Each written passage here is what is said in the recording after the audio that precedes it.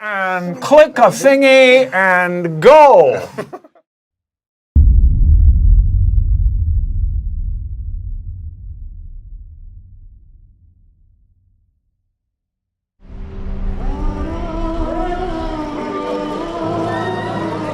But everything I'm doing, everything that's happening right now around this is about the same thing. It's all about identity. It's because that's all there is. I think it's the most important thing in the world.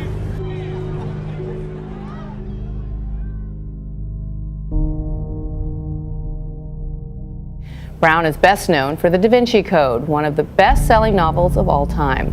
His books have sold more than 200 million copies around the world. His latest called Origin features the return of symbologist Robert Langdon. This time he's trying to unlock a discovery that will help answer two fundamental questions of human existence. Where do we come from and where are we going? As an actor, you play characters, and then if you go deep enough into those characters, you realize that your own character is pretty thin to begin with. And then you suddenly have this separation and go, well, who's Jim Carrey? Oh, he doesn't exist, actually.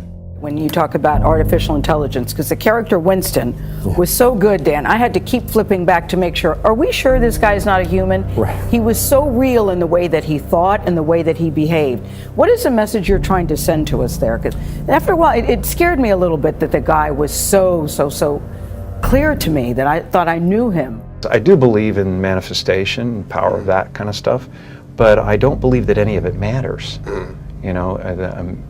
This mattering is to me a human construct, born out of a need, the same need as you have to have, deities and things like that. I mean, I believe in an energy of God, an energy of, everything is divine. There's no thing that isn't divine. Everything is divine, and I'm that. I'm not the body. I'm you guys, and I'm this thing, and I'm this thing, and I'm the cameras, and it doesn't matter to me what's happening on them. This is great. Origin, the fifth novel, right, in this it is. Robert Langdon series, and it focuses on this question we talked about, but how God will survive science. Is our culture the best role model for a new consciousness, a new intellect? If it learns to be like we are, it's going to learn a lot of compassion, but it could also learn a lot of self-centered evil. Life isn't happening to you; it's happening for for the good of everyone. It's just it's a play. It's a giant field of consciousness dancing for itself, and you're here to make me happy, it's making itself happy. It's like one soul. That's how I feel. I feel like people say, well, I have a soul. You don't have a soul. There's no you, but I feel like there is a soul, and it includes everything. Maybe an existential out-of-body experience, perhaps, for Jim Carrey, or something else interfering with his mind. I believe we're a field of energy dancing for itself, and I don't care. But Jim, you got really dressed up for the occasion. You look good. No, I didn't. Was that an accident? I didn't get dressed up. Who did? There is no me. There's no you. No. We're not here. This is a dream? It's just things happening. I'm finding that ultimately the freedom from it is something people are kind of hungry for in a way. Right. They're like, I don't want to be me either. Right. And I go, well, great, because you never have been. Right. Has this always been the case? Like, deep down, is that been something that you've always thought of, or is that a shift? The knowledge has been evolving, and I had to. I believe that I had to become a famous, idea. Yeah. And get all the stuff that people dream about, and accomplish a bunch of things that that look like success in order to give up my attachment to those things. It's been a part of the evolution of ego is to spend your first half of your life acquiring and adding, thinking you can add to yourself, and it looks great. I mean, it looks great when you got a cool car and you got nice clothes, and and you're and you've done something that people admire, but it can never fulfill you. You can never be happy. You know what I mean? It's not where happiness comes from.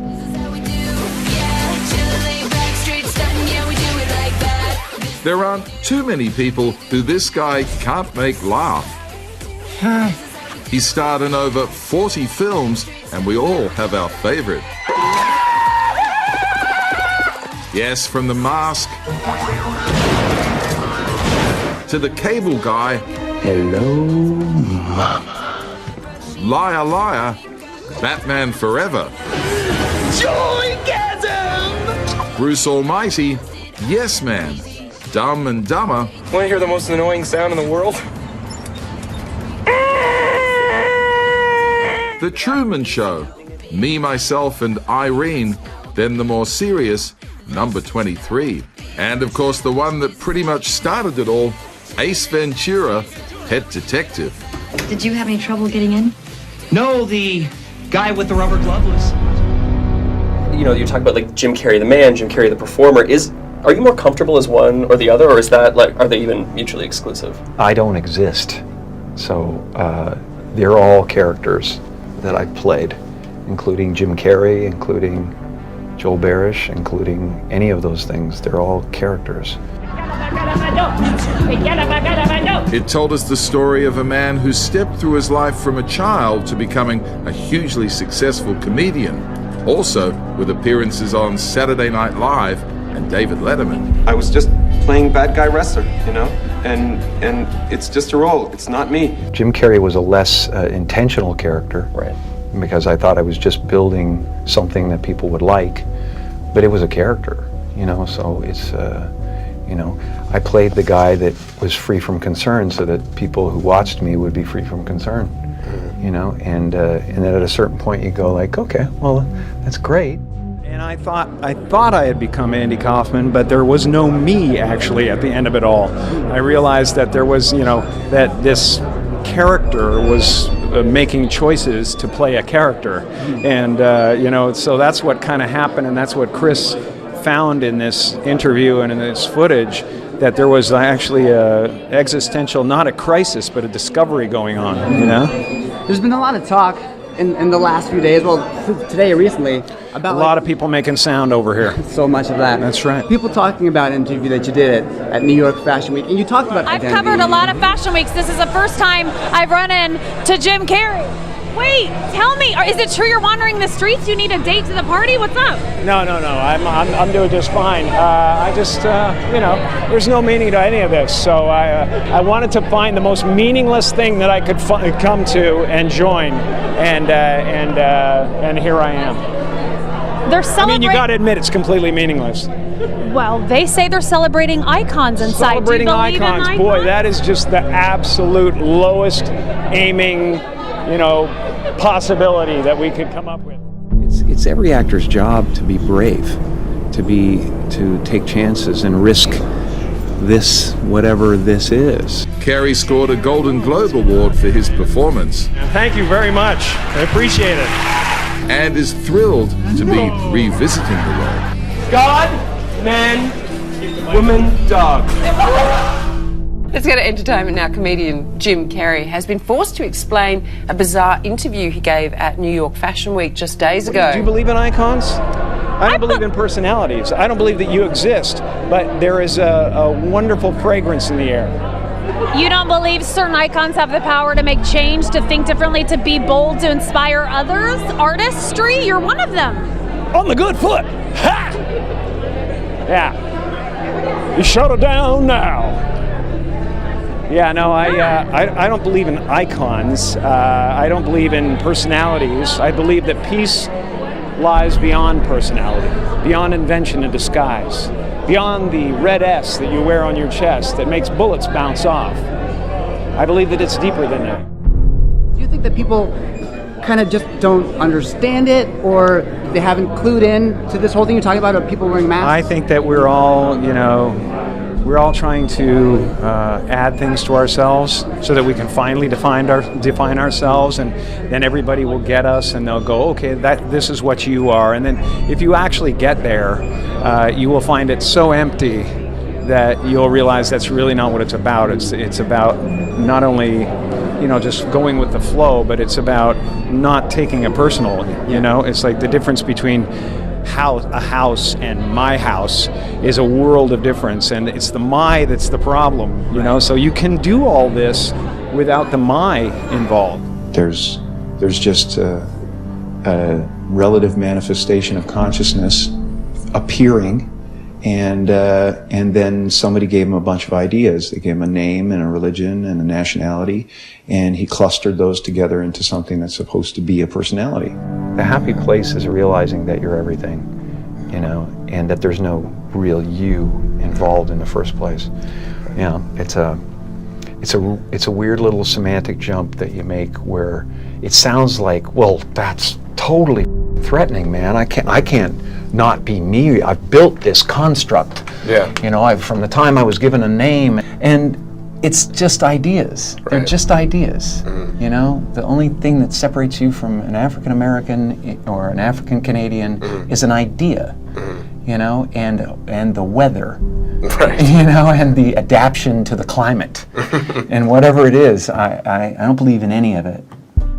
This is a kind of a recurring theme in all of these books of science and religion, God and technology, and it's a kind of a personal journey to try to reconcile the two against each other. And one of the things too you talk about is artificial intelligence and where that takes us. Yeah. You delve in. It's not only just a great thriller. You really kind of challenge the mind. The story begins with a brilliant futurist who has made a discovery that he believes will undermine the foundations of world religion. I had to learn a lot about AI to write this book, and these are exciting times. The world is changing very, very quickly, and there's a lot happening that's going to pose some big ethical dilemmas that we're going to have to deal with. Yeah. AI is something that fascinates me deeply, mainly because scientists they can't agree on whether it's going to save us or kill us. A lot of scientists feel that we're on the verge of a new renaissance, that AI will solve the big problems of humanity: scarcity, overpopulation, pollution, and yet a lot of scientists feel that it's so powerful it will destroy us.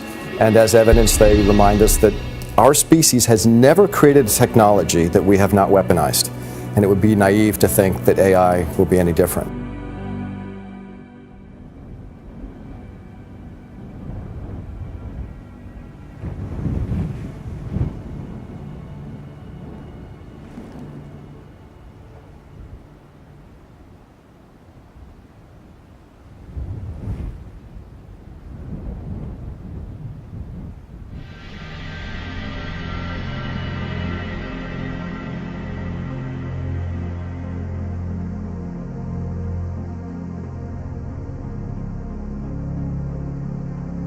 But Dan, you also said something interesting to me, that with religion, we're always looking up. And in this era of the smartphone, we're always looking down. We are. And that was a fascinating thing, to talk to both scientists and theologians while researching this book, and understanding that technology is changing the way we interact as humans. And when I grew up, my miracles were the virgin birth, the resurrection. And nowadays, you talk to most kids about the resurrection, and it doesn't really register. Yeah. Their miracles are whatever Snapchat can do this week, or whatever the new iOS can do. And it's funny, we were talking earlier about this idea that technology has given everybody with an iPhone an international publishing deal instantly. Instantly. A platform, Instantly. right. A platform. And it used to be that there was a vetting process to information that rose to the surface. You're in the news, you understand that. There's no filter. You're right.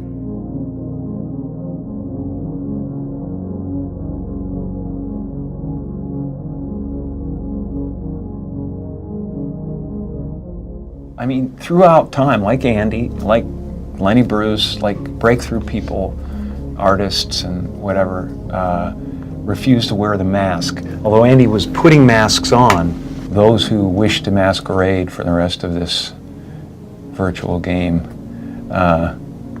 sometimes are made really uncomfortable by it. And that's kind of the experience I had, trying to get back to myself. And then when I finally did get back to who Jim Carrey was, I was like, well, this is optional. And, I'm not really going to stick in here too long. I'm going to play with it. This is a great avatar. I enjoy it. Couldn't beat it, really. I've done pretty good, so I get to, I get all the best weapons and stuff. And no, I'm just enjoying the ride.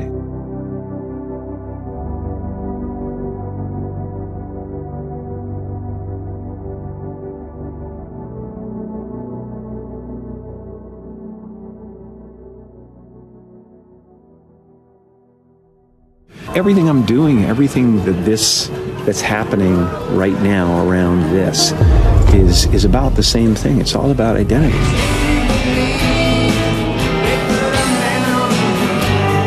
I would like to take this entire audience out for milk and cookies. Follow me!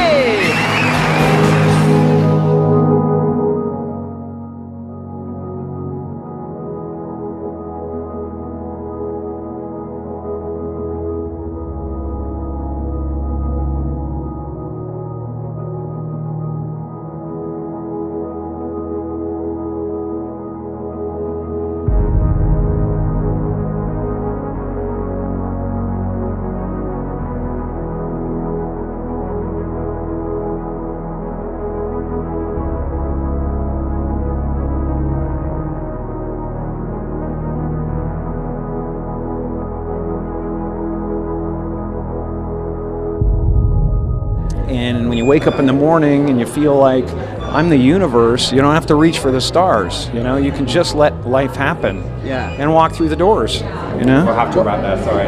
Thanks very much. I'm sorry, Hey. you've run out of time. Well, listen, you've made me very happy, so thank you for your time today, man. No, actually, I didn't make you happy. Right. I don't know who you've made happy, but no, there's a happy feeling just here. a cluster of tetrahedrons. Still trying to figure this But a all pleasant out, man.